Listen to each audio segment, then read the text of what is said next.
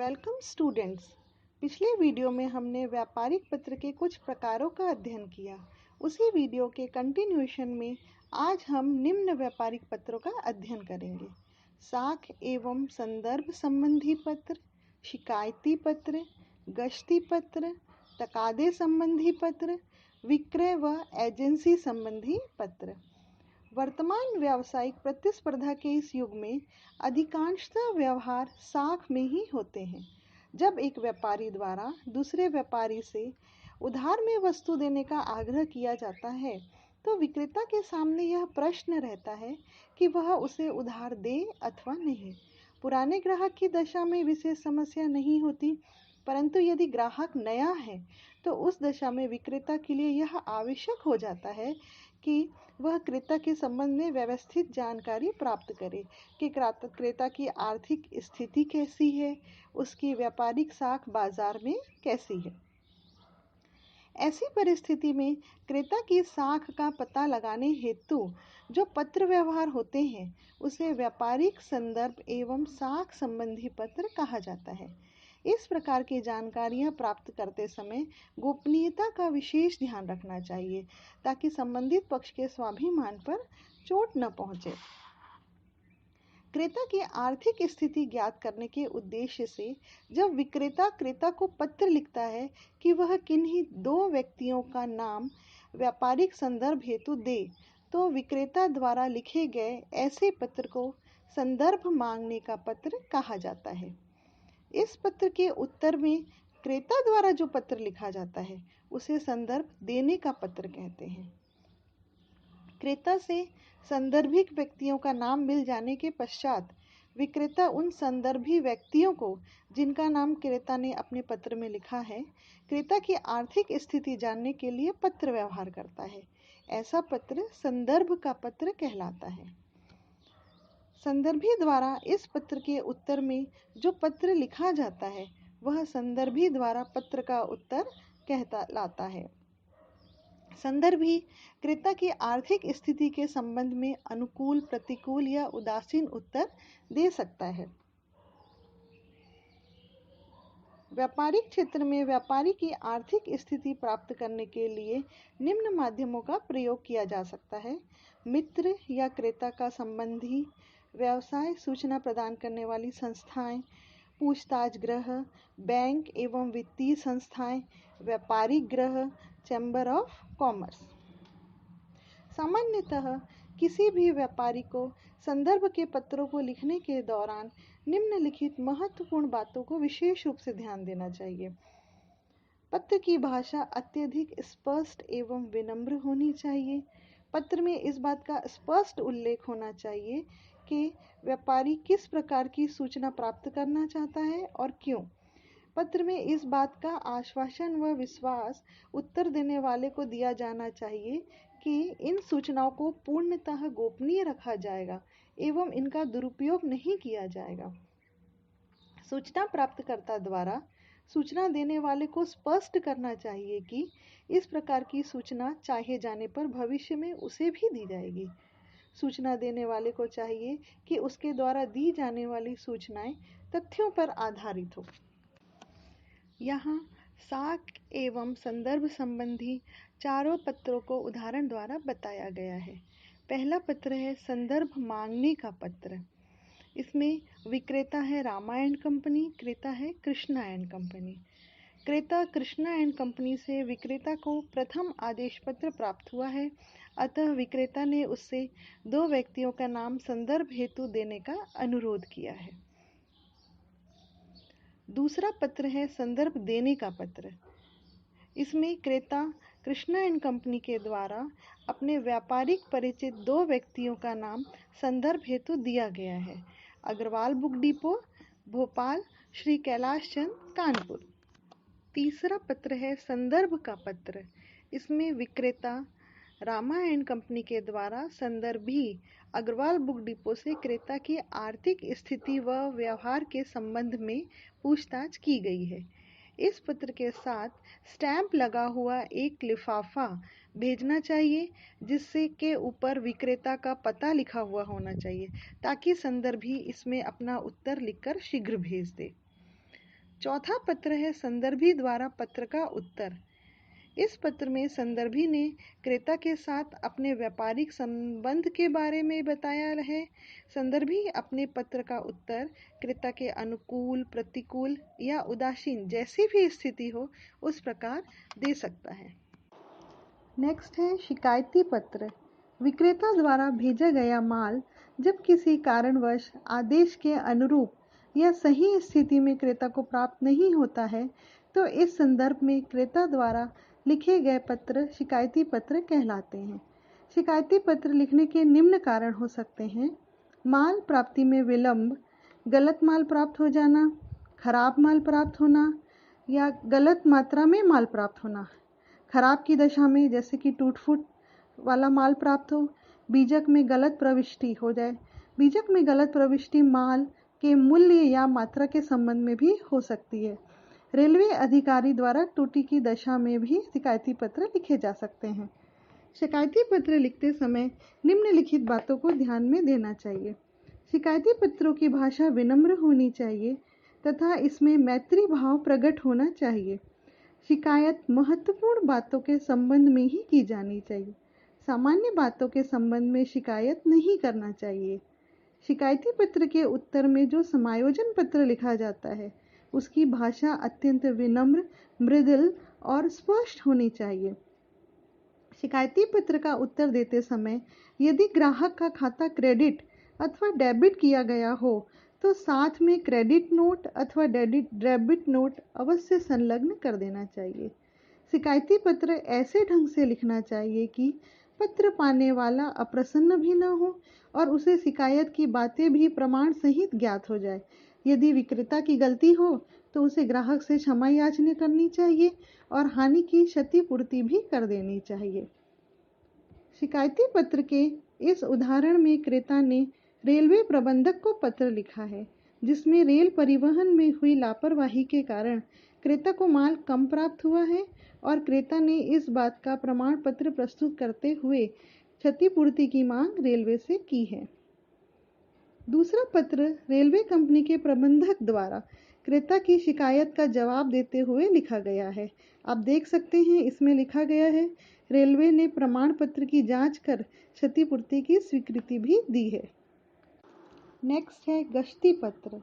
जब किसी व्यापारी को कोई सूचना अनेक ग्राहकों व व्यापारियों के पास भेजनी होती है तो इस आशय में लिखे गए पत्रों को गश्ती पत्र कहते हैं। परिपत्र भी गश्ती पत्र का ही पर्याय है। गश्ती पत्र निम्नलिखित परिस्थितियों में लिखे जाते हैं: जब व्यापार के स्थान में परिवर्तन किया जा रहा हो या व्यापार के नाम में कोई परिवर्तन किया जा रहा हो, जब कोई नई शाखा खोली जा रही हो या पुरानी शाखा बंद कर दी जा रही हो, नया साझेदार फॉर्म में शामिल हो रहा हो या कोई साझेदार अवकाश ग्रहण कर रहा हो, किसी नवीन वस्तु का विज्ञापन किया जा रहा हो, नए प्रबंधक की नियुक्ति हो या जब एजेंटों में किसी प्रकार का परिवर्तन किया जाता है। श्रेष्ठ गश्ती पत्र में निम्नलिखित गुण होने चाहिए: सभी ग्राहकों को पत्रों की भाषा समान होनी चाहिए। गश्ती पत्र की भाषा शैली मौलिक, संक्षिप्त, विनम्र, स्पष्ट तथा यथार्थ होनी चाहिए। गश्ती पत्र आकर्षक होने चाहिए जिसे प्राप्तकर्ता उसको पढ़ने के लिए लालायित हो जाए। परिपत्र में दी गई सूचना सत्य एवं विश्वसनीय होनी चाहिए। गश्ती पत्र पर पता भी उसी स्याही से लिखा जाना चाहिए जिस स्याही से पत्र लिखा गया है। प्रत्येक परिपत्र प्रभावपूर्ण व एवं प्रेरक होना चाहिए। गश्ती पत्र बहुत बड़ी संख्या में लिखे जाते हैं अतः सुविधा की दृष्टि से इन्हें प्रिंट करा लेना चाहिए। गश्ती पत्र में पत्र पाने वालों का नाम एवं पता इसका स्थान खाली छोड़ देना चाहिए ताकि भेजते समय इसे या तो हाथ से लिख लें या टाइप करा लें। मैंने यहाँ गश्ती पत्रों के 2 उदाहरण दिए हैं। पहला पत्र स्थान परिवर्तन के संदर्भ में लिखा गया है, जैसे कि आप देख रहे हैं कि पाने वाले का नाम एवं पता लिखने हेतु स्थान छोड़ दिया गया है। यह पत्र नए एवं पुराने दोनों प्रकार के ग्राहकों को भेजा जा सकता है। दूसरा पत्र एक फर्म से पुराने साझेदार के पृथक होने व नए साझेदार के प्रवेश की सूचना देने के उद्देश्य से लिखा गया है। साथ ही इसमें दूसरे फर्म के नाम का परिवर्तन की भी सूचना दी गई है। नेक्स्ट है तकादे के पत्र। व्यापार में दो पक्षों के बीच व्यापारिक प्रतिक्रिया के अंतर्गत उधार लेन देन स्वाभाविक बात है, परंतु यदि कोई व्यापारी अथवा व्यक्ति जब निश्चित समय पर अथवा निर्धारित अवधि के अंदर खरीदी गई वस्तु का मूल्य नहीं चुकाता है, तो ऐसी स्थिति में व्यापारी द्वारा अपने भुगतान को प्राप्त करने के लिए जो पत्र लिखे जाते हैं, उन्हें व्यापारिक भाषा में तकादे संबंधी पत्र कहा जाता है।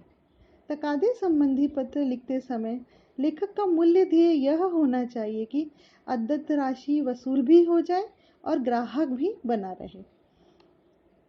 तकादे संबंधी व्यापारिक श्रृंखला के अत्यधिक महत्वपूर्ण पत्र माने जाते हैं, अतः इनका लेखन करते समय महत्वपूर्ण बातों को ध्यान में रखना आवश्यक होता है। प्रारंभ में अदत्त राशि का विवरण संबंधी व्यापारी को भेजा जाना चाहिए तथा उम्मीद की जानी चाहिए कि वह इस विवरण को प्राप्त करने के पश्चात भुगतान कर देगा। यदि कुछ समय तक भुगतान प्राप्त न हो तो खाते की नकल प्रतिलिपि सहित एक स्मरण पत्र व्यापारी के पास भेजा जाना चाहिए। यदि इसके बाद भी कोई जवाब न आए तो व्यापारी को तकादे का प्रथम पत्र लिखना चाहिए। इसमें शैली सामान्य होनी चाहिए। इसके बाद तकादे का दूसरा पत्र पुनः कुछ अंतराल के बाद लिखा जाना चाहिए, जिसमें तकादे के प्रथम पत्र का भी उल्लेख होना चाहिए। इस पत्र में थोड़ा गंभीर भाषा का प्रयोग करना चाहिए। यदि दूसरी बार भी संबंधित व्यापारी ध्यान न दे तो तकादे का अंतिम पत्र लिखा जाना चाहिए, जिसमें वैधानिक कार्यवाही करने की बात कही जानी चाहिए। तकादे संबंधी पत्र पोस्ट कार्ड पर नहीं लिखे जाते, बल्कि इन्हें लिखने के लिए अंतर्देशीय पत्रों या लिफाफों का प्रयोग करना चाहिए। ऐसे पत्रों को पोस्टल सर्टिफिकेट या रजिस्टर्ड डाक से भेजा जाना चाहिए। ऐसे पत्रों को लिखने के लिए निजी शब्दों का प्रयोग किया जाना चाहिए। प्रत्येक दशा में भाषा शैली पर पूर्ण नियंत्रण होना आवश्यक है, क्योंकि भुगतान से भी ज़्यादा महत्वपूर्ण है ग्राहक को बनाए रखना। प्रस्तुत उदाहरण में विक्रेता ने उधार की रकम वसूलने हेतु तकादे का प्रथम पत्र लिखा है। इसमें क्रेता द्वारा देय रकम का उल्लेख किया गया है। साथ ही क्रेता को स्मरण कराने हेतु खाता विवरण की एक प्रतिलिपि भी संलग्न की गई है। इसके बाद विक्रेता कुछ समय बाद पुनः क्रेता को स्मरण कराने हेतु दूसरा पत्र लिखता है। दूसरे पत्र का भी जवाब न आने पर विक्रेता द्वारा लिखे गए तीसरे पत्र का नमूना कुछ इस प्रकार हो सकता है। इस पत्र को विक्रेता ने पहले के दो पत्रों का संदर्भ देते हुए थोड़ी गंभीर भाषा में लिखा है। प्रथम तीनों पत्रों का जवाब न आने पर विक्रेता द्वारा लिखा गया यह अंतिम तकादे का पत्र है, जिसमें विक्रेता ने क्रेता को सावधान किया है कि यदि इस निश्चित तिथि तक भुगतान न किया गया तो वह वैधानिक कार्यवाही करने हेतु बाध्य हो जाएगा। विक्रय व एजेंसी लेटर। विक्रेता की अनुपस्थिति में ग्राहक को किसी वस्तु विशेष या सेवा के खरीदने हेतु प्रेरित करने के लिए डिजाइन किया गया पत्र विक्रय पत्र कहलाता है। एक विक्रय पत्र की निम्नलिखित विशेषताएं होती हैं। यह वस्तु व सेवा का परिचय प्रदान करने हेतु लिखा जाता है। विक्रय पत्र औपचारिक पत्र के ढांचे में होता है। यह विज्ञापन का एक प्रकार है। विक्रय पत्र एक से अधिक व्यक्तियों को प्रेषित किया जा सकता है। वर्तमान वैश्वीकरण के युग में बढ़ती प्रतिस्पर्धा के कारण व्यवसाय की प्रमुख समस्या विपणन की है।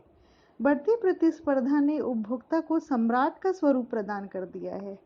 इस स्थिति में किसी वस्तु या सेवा को बेचना सरल कार्य नहीं है।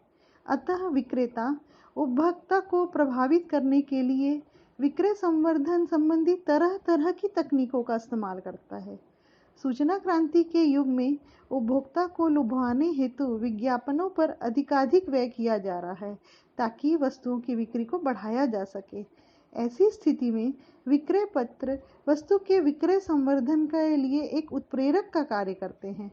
विक्रय पत्रों का प्रयोग निम्न उद्देश्यों की पूर्ति के लिए किया जाता है। पहला, व्यावसायिक संस्थाओं द्वारा इन पत्रों का प्रयोग विक्रय संवर्धन हेतु किया जाता है।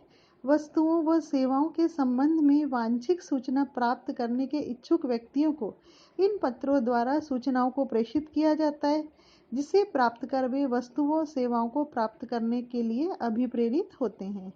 दूसरा, व्यावसायिक संस्थाएं समय समय पर ग्राहकों को प्रदर्शनियों, मेलों व पार्टियों में आमंत्रित कर वस्तुओं और सेवाओं के क्रय के लिए इन पत्रों का प्रयोग करती है। तृतीय, व्यावसायिक संस्थाएं नए ग्राहकों की संभावना का सर्वेक्षण करवाकर उन्हें बिक्री पत्र प्रेषित कर उनसे आदेश प्राप्त करने का प्रयास करती है। व्यावसायिक संस्थाएं इन पत्रों के माध्यम से अपनी साख व छवि निर्मित करने का निरंतर प्रयास करती रहती हैं। एजेंसी संबंधी पत्र। जब कोई व्यापारी या व्यक्ति किसी व्यावसायिक संस्था से उसके उत्पाद के विक्रय हेतु एजेंसी प्राप्त करने के लिए पत्र व्यवहार करता है, तो इस प्रकार के पत्रों को एजेंसी संबंधी पत्र कहा जाता है। एजेंसी संबंधी पत्र लिखते समय निम्नलिखित बातों को ध्यान में रखना चाहिए। संपूर्ण वर्ष में विक्रय की गई वस्तु की मात्रा क्या होगी, कमीशन जो वह लेना चाहता है इसका स्पष्ट उल्लेख होना चाहिए। संपूर्ण योग्यता एवं अनुभव संबंधी जानकारी एजेंट को देनी चाहिए। प्राप्त राशि के भुगतान का तरीका स्पष्ट होना चाहिए। एजेंट द्वारा संदर्भ के लिए 2 प्रतिष्ठित व्यापारियों के नाम भी देने चाहिए। एजेंट को दी जाने वाली विशिष्ट सूचनाओं को उल्लेख भी होना चाहिए। यहाँ मैंने आपको एजेंसी संबंधी पत्र व्यवहार के 2 नमूने प्रस्तुत किए हैं। पहले पत्र में व्यापारी द्वारा रेडियो हाउस के व्यवस्थापक को रेडियो की एजेंसी लेने के लिए प्रार्थना पत्र लिखा गया है, जो कि पत्र से एकदम स्पष्ट हो जा रहा है। दूसरा पत्र एजेंट द्वारा एजेंसी की शर्तों की स्वीकृति के संबंध में लिखा गया है। आशा है इस वीडियो के माध्यम से आप महत्वपूर्ण व्यापारिक पत्रों को अच्छी तरह समझ गए होंगे। धन्यवाद।